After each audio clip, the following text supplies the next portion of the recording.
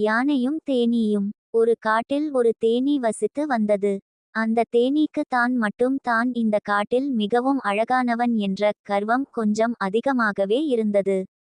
ஒரு நாள் அந்த காட்டில் தேனீ பறந்து சென்று கொண்டிருக்கும் பொழுது ஒரு யானை வந்து கொண்டு இருந்தது.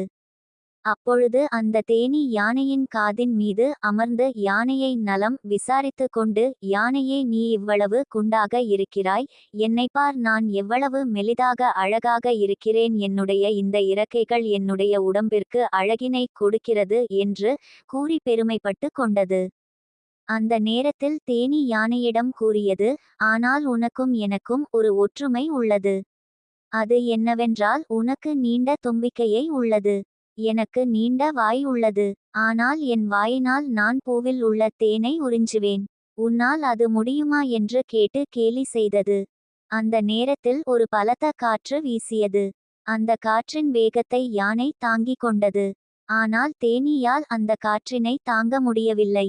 அந்த காற்றினால் அடித்து செல்லப்பட்ட தேனீ, ஐயோ, என்னை யாராவது காப்பாற்றுங்கள், என்னை யாராவது காப்பாற்றுங்கள் என்று கத்திக்கொண்டே சென்றது. அச்சமயம் யானை தேனீயை காப்பாற்றலாம் என்று பார்க்கும்பொழுது தேனீ கண்ணு கெட்டாத தூரம் சென்றுவிட்டது. யானை அதன் கொழுத்த உடலை கொண்டு அங்கிருந்து சிறிது வருத்தத்துடன் நகர்ந்து சென்றது. கருத்து: கர்வம் கூடாது.